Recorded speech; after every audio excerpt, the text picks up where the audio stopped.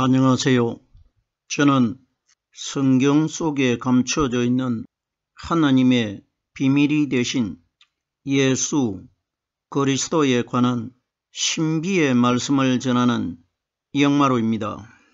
오늘은 지난 시간에 이어서 두 번째 시간으로 신약성경 로마서 7장 3절 한 구절 말씀 속에 기록되어 있는 남편이 죽으면 그 법에서 자유케 되나니 라는 제목의 말씀을 통하여 성령 하나님께서 우리에게 가르쳐 주시는 말씀의 깨달음에 은혜를 받고자 합니다.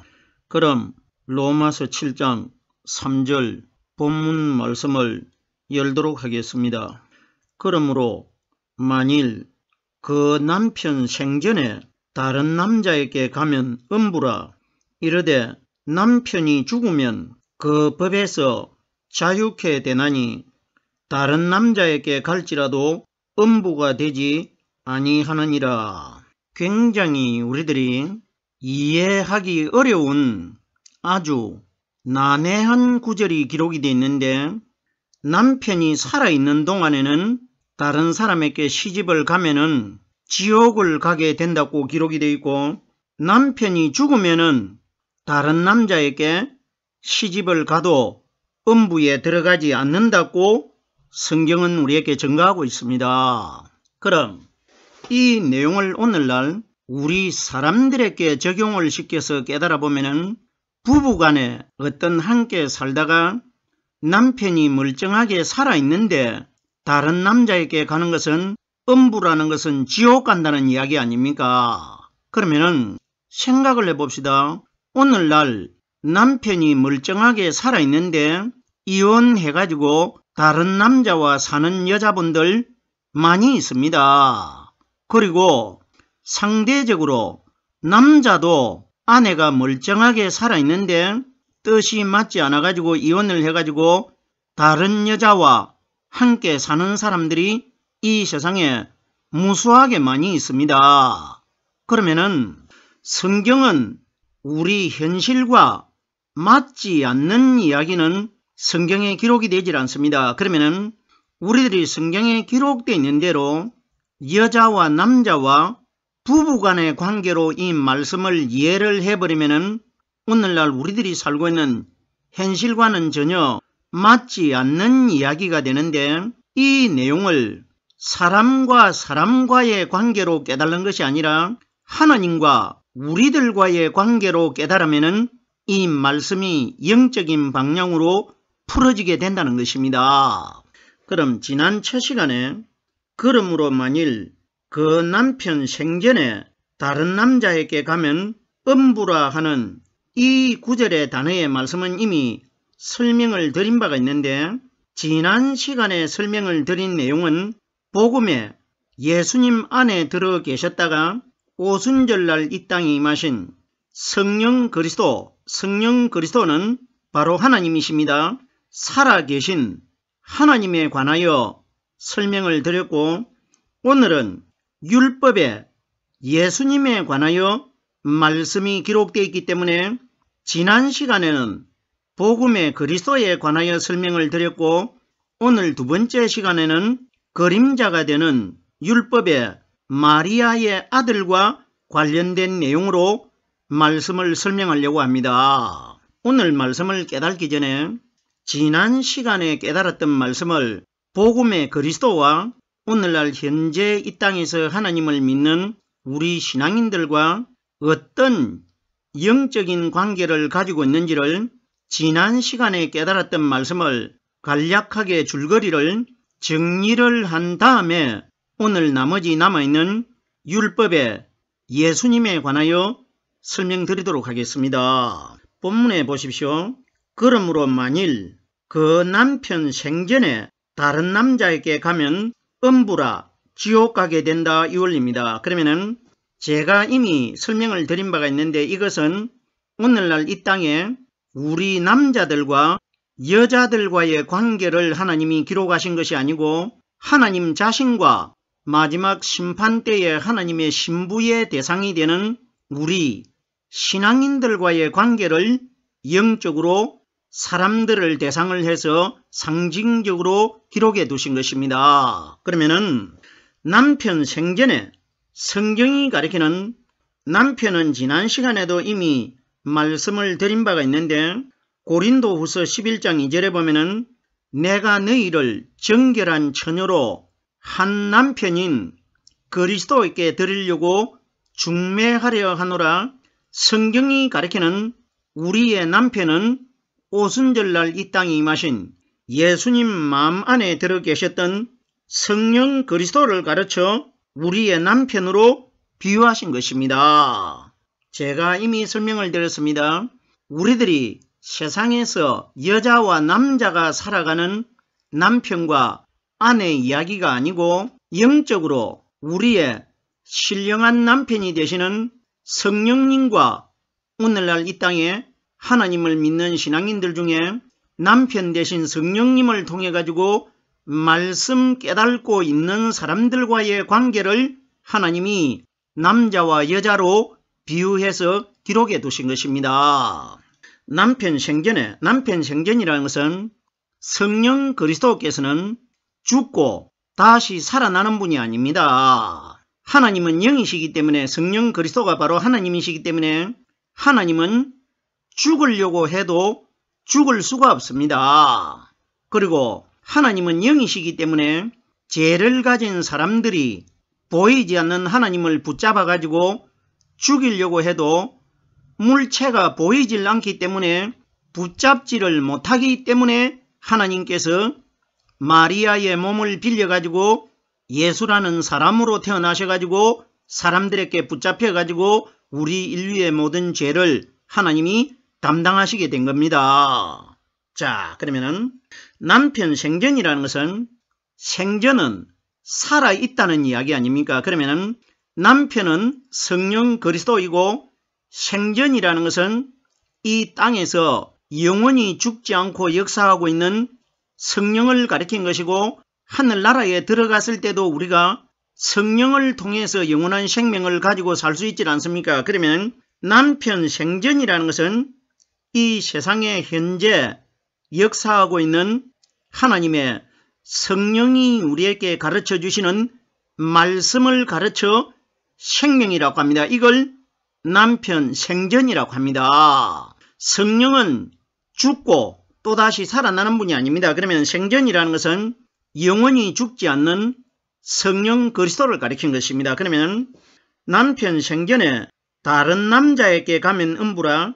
다른 남자는 성령이 아니시고 성령의 흉내를 내고 있는 사탄 마귀를 가르쳐 다른 남자라고 합니다. 그러면은 이 세상에 우리의 신령한 영적인 남편이 되신 성령의 말씀이 이 세상에 현재 2022년 동안 이 세상에 역사하고 계시는데 남편이 멀쩡하게 살아 계시는데 다른 사탄에게 시집가는 여자들을 가리켜 마지막 날 음부라 하는 것은 지옥 가게 될 것이라. 왜? 지옥의 주인이 되는 사탄과 교제를 나누고 있기 때문에 음부에 들어가게 된다 이 원리 아닙니까? 정말 신비스럽고 복잡한 내용 아닙니까? 생각을 해보세요. 이것을 어떤 여자와 남자와의 관계 사건으로 깨달아 버리면은 우리들이 남자와 여자가 이 세상에 허다하게 이혼을 하고 헤어지고 갈 길로 가는 사람들이 많이 있는데 이 원리 깨달아 가지고 마지막 내가 심판날 하나님 앞에 구원을 받는데 무슨 유익이 되겠습니까? 성경에 하나님은 우리들이 알고 있는 세상적인 원리, 남자와 여자의 관계를 기록한 것이 아니고 기록된 대로 문맥적으로 깨달아 보면은 마치 여자와 남자의 사건이 기록된 것처럼 기록되어 있지만 이것은 어디까지나 영적인 남편이 되신 신랑 되신 하나님과 영적으로 마지막 날 아내가 되는 우리 신앙인들과의 관계를 하나님이 기록해 두신 것입니다. 계속해서 이제 오늘 깨달아야 될 말씀인데 하반절에 기록되어 있는 이 말씀은 제가 서두에 율법의 마리아의 아들 되신 성령의 그림자 역할을 하시는 예수님 사건이라는 것을 이미 설명을 드린 바가 있습니다. 보세요. 이르되 남편이 죽으면 그 법에서 자유케 되나니 남편이 성령이 오기 전까지는 율법이 우리의 남편이 되어 있었지 않습니까? 보세요. 오순절날 성령이 오시기 전까지는 그림자가 되는 율법이 사람들의 상징적으로 남편이 되어 있었습니다. 그러면 그 율법의 대명사가 누구냐? 바로 마리아의 아들 되신 예수 그리스도를 가리킵니다. 예수님 안에 들어 계시는 그리스도는 복음을 상징한 것이고 복음의 그리스도를 마음속에 담아 가지고 있는 육신의 예수는 율법입니다. 이 내용이 어디에 기록이 되어 있느냐?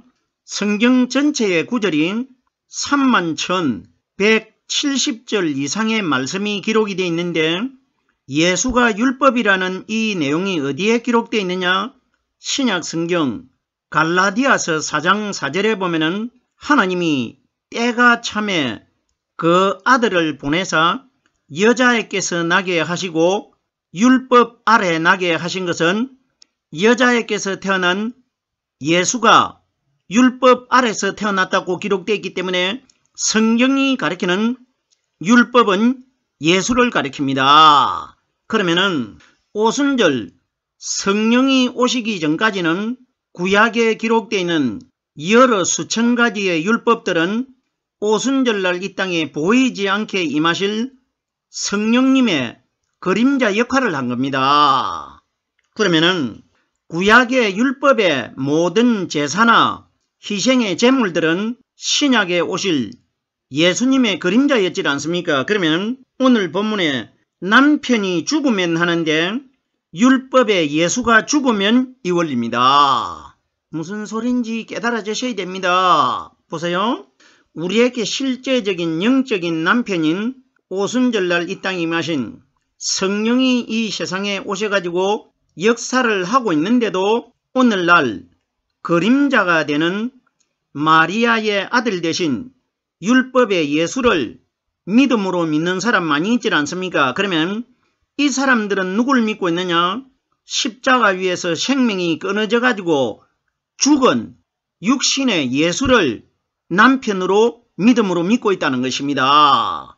오늘날 이 땅의 신부의 대상이 되는 신앙인들이 그러면은 남편이 죽으면 하는 것은 그림자가 되는 율법의 예수가 대적자들에게 붙잡혀 가지고 이제 근본체가 되신 성령이 무덤 속에서 거듭나셔 가지고 오순절날 보이지 않는 영적인 말씀으로 이 세상에 오셔야 될 때가 되었기 때문에 예수님이 자기 스스로 대적자들에게 붙잡혀 가지고 십자가 위에서 돌아가셨지 않습니까? 이걸 남편이 죽으면 이렇게 기록되어 있는 것입니다. 그러면은 오늘날 이 땅에서 마리아의 아들이 되신 십자가 위에서 생명이 끊어져서 가지고 돌아가신 그 예수를 믿고 있는 사람들은 죽은 예수를 믿고 있는 겁니다. 생각을 해보세요. 그림자가 되는 율법의 예수님과 본체가 되신 예수님 안에 들어 계시는 성령 그리스도, 정말해서 하나님과 차이점이 뭐냐? 예수는 33살 동안 사시다가 생명이 끊어져 가지고 사망으로 돌아가셨고 예수님 안에 들어 계시다가 오순절날 이 땅에 임하신 성령님은 이분은 창세 전부터 영원 전부터 계신 분이시고 이분은 죽었다가 다시 살아나는 분이 아닙니다. 영원한 생명입니다. 그러면은 눈에 보이는 예수는 율법의 사망을 상징하는 것이고 눈에 보이는 예수님 안에 들어 계시는 성령은 복음의 생명을 상징하는 것입니다. 그러면은 남편이 죽으면 하는 것은 율법에 예수가 죽어야 오순절날 영원한 생명이 되신 성령이 상징적으로 이 세상에 나타나실 것 아닙니까? 그럼 보세요. 남편이 죽으면 그 법에서 자유케 되나니 죄를 가지고 있는 예수님 안에 성령 하나님이 들어 계셨습니다. 그러면 죄를 가지고 있는 예수님 안에 들어있는 성령이 이 세상에 우리의 실제적인 남편으로 나타나시기 위해서는 성령을 담아 가지고 있는 우리와 똑같은 율법의 예수가 죽어야 그 안에 들어있는 성령 하나님이 거듭나실 수가 있습니다. 자, 그럼 보세요. 남편이 죽으면 이렇게 기록되어 있는데 로마서 7장 1절 말씀해 보면은 너희는 율법이 사람의 살 동안만 그를 주관하는 줄 알지 못하느냐 이렇게 기록되어 있습니다. 그러면 율법이 누굽니까? 예수입니다. 그러면 율법의 예수는 죽기 전까지는 율법이었는데 예수가 죽고 나니까 죽은 예수님 안에 들어 계시는 복음의 성령이 거듭나셔가지고 오순절날 오시기 때문에 그러면은 너희는 율법이 사람이 살 동안만 그를 주관하는 줄 알지 못하였느냐? 누구 이야기냐? 예수님 이야기입니다. 예수님이 율법입니다. 그러면 예수가 살아있을 동안에만 율법의 그림자 역할을 하신 것이지 예수가 죽고 나면은 그 안에 들어있는 성령은 영원한 생명이십니다. 그러면 성령이 오시기 전까지는 율법의 예수가 사람을 주관하고 있었다 이 원리입니다. 우리들이 이런 복잡한 원리를 반드시 깨달아야 됩니다. 그러면은 제가 지금 설명을 하고 있는 이 내용의 방향으로 깨달으면은 오늘날 이 땅에서 십자가에 못 박혀 돌아가신 그림자가 되신 율법의 마리아의 아들을 이 세상에 거의 신앙인들 전체가 그림자가 되는 예수를 믿음으로 다 믿고 있지 않습니까? 보세요. 예를 들어서 하나님께서 더 이상은 이 세상에 있는 사람들에게 어떤 복음이 더 이상은 전해질 희망이 없으면은 하나님이 세상을 심판하러 오십니다. 그러면은 예를 들어서 만약에 오늘 저녁에 하나님께서 이 세상을 현재 우리의 신앙 상태를 보고 심판하러 오면은 이 세상에 있는 사람들 거의가 다 지옥 다 들어갑니다. 하나님이 왜 심판을 하시지 않고 기다리고 있느냐? 율법과 복음을 구별해서 깨달을 때까지 기다리고 있는 겁니다. 보세요. 지금 만약에 심판을 하면은 죽은 예수를 거의가 믿음으로 다 믿고 있기 때문에 거의가 다 지옥 다 갑니다. 보세요. 제가 이것을 제 마음대로 생각나는 대로 지어내 가지고 말을 전하는 것이 아니라 하나님이신 예수님이 이 땅에 오셔가지고 이 말씀을 해 주셨단 말입니다. 이 말씀이 어디에 기록되어 있습니까? 마태복음 27장 46절 말씀해 보면은 마리아의 아들 대신 성령님의 그림자 역할을 하는 육신의 예수님이 십자가 위에 달려셔가지고 운명하시기 직전에 하나님께 어떻게 물었습니까? 나의 하나님 나의 하나님 어찌하여 나를 버리시나이까 이렇게 말했습니다. 그러면은 예수님이 하나님에게 어찌하여 나를 버립니까? 이렇게 물었는데 성경 어디에도 예수님 마음 안에 하나님이 들어 계시지 않습니까? 하나님이 내가 너를 어떤 이유로 인해 가지고 너를 버렸다 이런 내용이 성경 어디에도 기록이 되어 있지 않습니다. 그러면은 기록이 되어 있지 않는 이 내용은 우리들이 답을 알아가지고 스스로 깨달아가지고 풀어야 되는 겁니다. 이걸 가르쳐주기 위하여 오신 분이 오순절 성령입니다. 그럼 보세요. 예를 들어서 예수님께서 나의 하나님 나의 하나님 어찌하여 나를 버리시나이까 하신 분이 누구냐?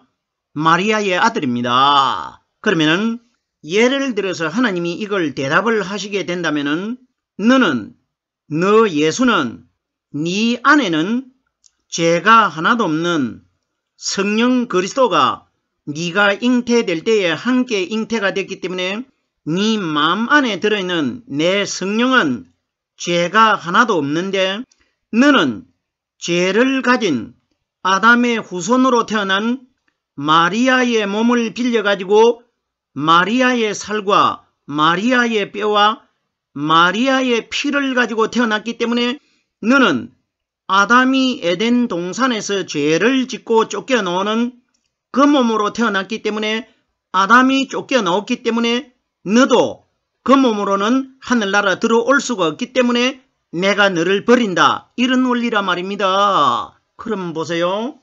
그럼 십자가 위에서 왜 나를 버리시나이까 이렇게 질문을 했는데 그러면은 하나님이신 예수님이 예수를 버렸다고 성경에 기록이 되어 있는데 그럼 오늘날 이 땅에서 버려진 그 예수를 구원자라고 믿고 있고 죽은 예수님 몸에서 흐르는 피가 우리의 죄를 사는 줄 알고 믿고 있단 말입니다. 이런 말씀들 들어보시고 생각해 보셨습니까? 보세요. 하나님이 왜 세상을 심판을 하지 않고 기다리고 있느냐? 거의가 다 지금 십자가에 못 박혀 죽은 예수를 믿음으로 다 가리키고 있기 때문에 지금 만약에 하나님이 심판을 하시면은 거의가 다 하나님이 버려진 예수를 믿었기 때문에 다 지옥으로 다 버려집니다. 무슨 소린지 깨달아지셔야 됩니다. 보세요. 예수는 하나님이 버렸는데 왜? 죄를 가진 마리아의 몸으로 태어났기 때문에. 그런데 보세요. 예수가 죽고 나니까 그 마음 안에 들어 계시는 성령이 3일날 거듭나셨지 않습니까? 거듭나신 그리스도는 요한계시록에 보면은 이리로 올라오라 이렇게 기록이 되어 있습니다.